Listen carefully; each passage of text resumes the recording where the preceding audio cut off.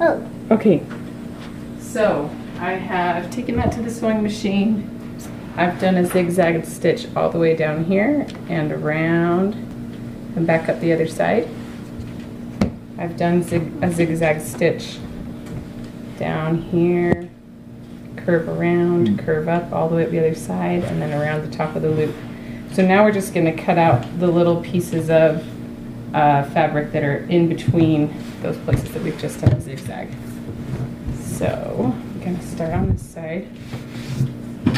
Where I can, I'm going to go ahead and use my ruler just because it helps so much in case you don't pull it. And I'm lining up my ruler right on the inside edge of this zigzag.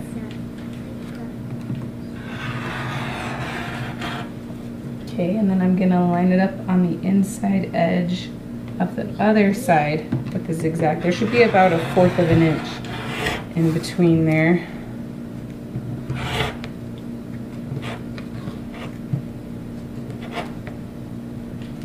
Whew, okay. I'm going to go ahead just while I'm here and curve off these top pieces.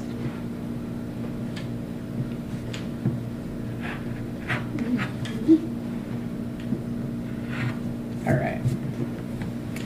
And now I'm just going to cut around this oval just freehand.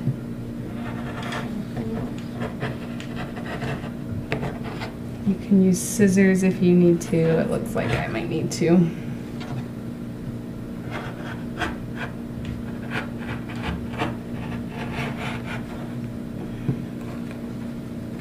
I'm going to use scissors for this bottom part. It's a little tighter.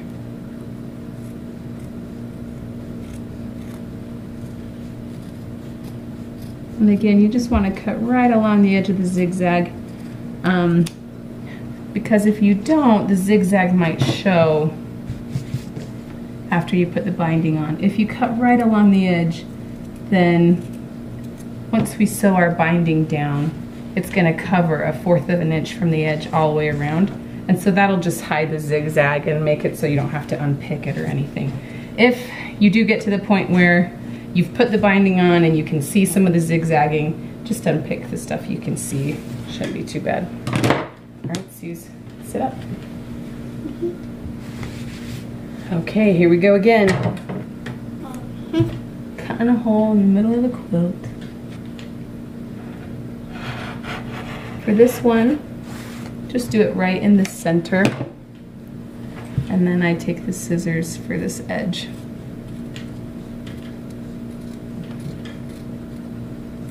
Okay. And that's about as close as I can get. I can maybe trim a little closer to the edge. But I also might just, instead of doing 1/4 inch of the binding here, maybe I'll do 3/4 of an inch so that it catches all that, but I don't even know if that makes sense. If it doesn't make sense, just trim to the edge of the zigzag, pretty much. It's a little tricky. Excuse me, Suze. Okay.